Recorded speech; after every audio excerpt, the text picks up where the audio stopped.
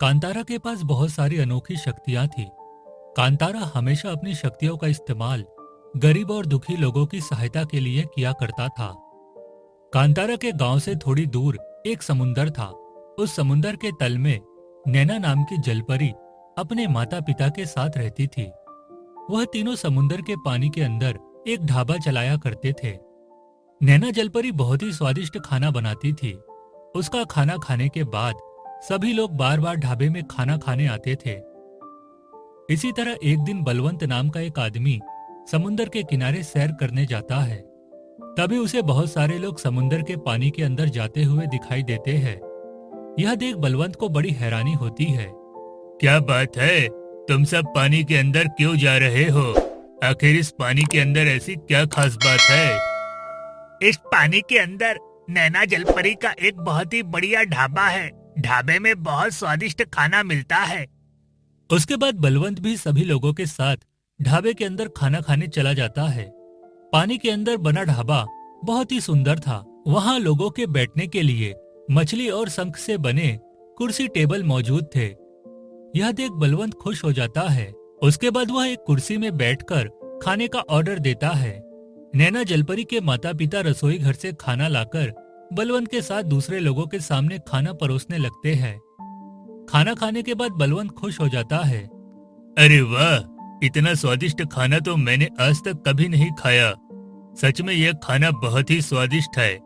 अगर मैं इस जलपरी को पकड़कर अपने साथ ले जाऊं, तो फिर मैं भी एक ढाबा खोलकर इससे वहां खाना बनवाने का काम ले सकता हूँ। इस तरह लालची बलवंत नैना जलपरी को किडनैप करने का प्लान बना लेता है।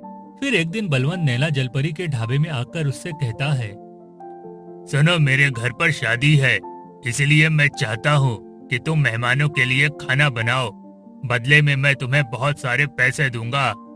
ठीक है, आप मुझे अपना पता दे दीजिए, मैं आपके घर खाना बनाने आ जाऊंगी। उसके बाद बलवंत नैना जलपरी को अपने घर का पता देकर चला जाता है। अगले दिन सारी तैयारी करके नैना जलपरी अपने माता पिता के साथ बलवंत के बताए हुए पते पर पहुंचती है। लेकिन तभी बलवंत नैना के माता पिता को डंडे से मारना शुरू कर देता है और नैना जलपरी को रस्सी में जकड़ देता है। अरे ये सब क्या है? तुम हमें क्यों मार रहे हो? आखिर तुमने हमारी बेटी को रस्सी से क्यों बांध रखा है? आज से तुम्हारी बेटी मेरी गुलाम बन के रहेगी। मैं एक रेस्टोरेंट खोलने जा रहा हूँ। ये वहाँ खाना बनाएगी, जिससे मैं ढेर सारे पैसे कमाऊंगा। नहीं नहीं, ये गलत बात है। तुम हमारे साथ धोखा कर रहे हो। देखो, हमारी बेटी को छोड़ दो, वरना ठीक नहीं होगा। अरे तुम दोनों को अपनी जान प्यारी है तो चुपचाप यहाँ से भाग जाओ, वरना मैं तुम दोनों को मारकर जंगल में दफना दूंगा। उसके बाद बलवंत नैना जलपरी को जबरदस्ती अपने साथ लेकर वहां से चला जाता है। अपनी बेटी के जाने से नैना के माता पिता दुखी होकर रोने लगते हैं। दूसरी तरफ बलवंत नैना जलपरी को लेकर एक तालाब के किनारे पहुंच जाता है। फिर बलवंत कुछ कारीगरों को पैसे देकर तालाब के ऊपर ढाबा बनवाने का काम शुरू कर देता है। 2 दिन के बाद ही कारीगर ढाबा बनाकर तैयार कर देते हैं। अरे वाह, ये ढाबा तो बहुत ही सुंदर है। जलपरी, आज से तू इस ढाबे के अंदर खाना बनाएगी। उसके बाद बलवंत के डर से नैना जलपरी ढाबे में खाना बनाना शुरू कर देती है। दूसरी तरफ बलवंत लोगों को अपने ढाबे में खाने के लिए बुलाने लगता है। अरे वाह, यहाँ के खाने का स्वाद तो बहुत ही अच्छा है। इतना स्वादिष्ट खाना तो बड़े बड़े रेस्टोरेंट में भी नहीं मिलता। हाँ, मेरे यहाँ बहुत ही स्वादिष्ट खाना मिलता है। तुम सब रोज यहाँ आकर खाना खाया करो। बस फिर क्या था, उस दिन से उस इलाके के सभी लोग बलवंत के ढाबे में खाना खाने आने लगते हैं। दूसरी तरफ ढेर सारे लोगों के लिए खाना बनाकर नैना जलपरी बुरी तरह थक जाती थी। तुम मुझसे रोज इतने सारे लोगों का खाना बनवाते हो, मैं बुरी तरह थक जाती हूँ। दया करके मुझे थोड़ा आराम करने दो। ये मेरे पैसे कमाने का समय है। अगर मैं तुझे आराम करने दूंगा, तो फिर ग्राहकों के लिए खाना कौन बनाएगा?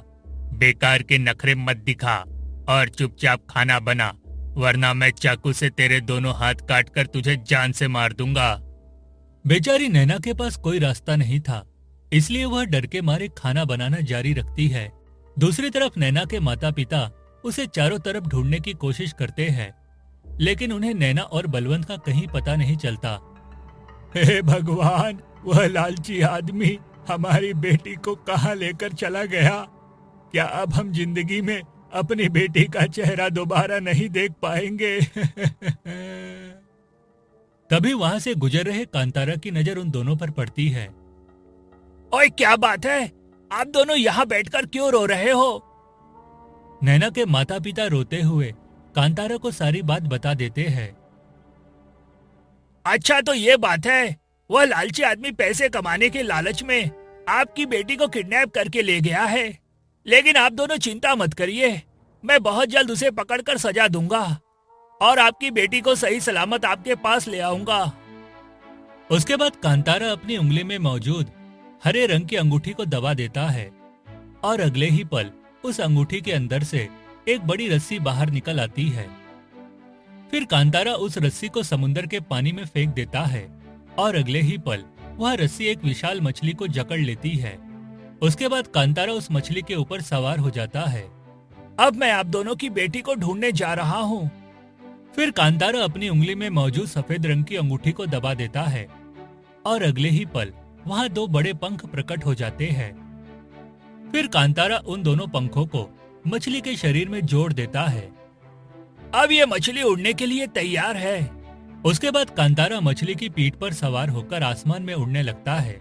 थोड़ी देर के बाद कांतारा उस बड़े तालाब के किनारे पहुंच जाता है जहां बलवंत ने ढाबा बनाया था। तभी कांतारा देखता है कि ढाबे के किनारे बेचारी नैना जूठे बर्तन साफ कर रही है। ओए, लगता है यही वो जलपरी है। उसके बाद कांतारा मछली को तालाब के किनारे ले जाता है। फिर वह मछली से नीचे उतरकर जलपरी के पास पहुंचता है। ओए, क्या तुम ही नैना जलपरी हो? हाँ हाँ, मैं ही नैना जलपरी हूँ, लेकिन आप मुझसे ये क्यों पूछ रहे हो? ओए, क्योंकि मैं तुझे बचाने आया हूँ। ये सुनकर नैना जलपरी बहुत खुश होती है, लेकिन तभी वहाँ बलवंत आ जाता है। अच्छा, तो तू इसे यहाँ बचाने आया है। तेरे पास तो उड़ने वाली मछली है, लगता है तू बहुत ही शक्तिशाली है, लेकिन मेरे रहते तो इसे कहीं नहीं ले जा सकता। ओए मूर्ख, तू मेरा सामना नहीं कर सकता। अगर तुझे अपनी जान प्यारी है तो इस जलपरी को आजाद कर दे, वरना मैं तेरी जान ले लूंगा। लेकिन तभी चालाकी से बलवंत ढेर सारी लाल मिर्ची कांतारा की आंखों में डाल देता है, जिससे कांतारा की आंखें जलने लगती है और वह दर्द के मारे तड़पने लगता है। फिर मौका देखकर बलवंत नैना जलपरी को अपनी मोटरसाइकिल पर बैठा लेता है और वहां से भाग निकलता है। अगर आप इस कहानी का अगला भाग देखना चाहते हैं तो हमें कमेंट करके जरूर बताएं।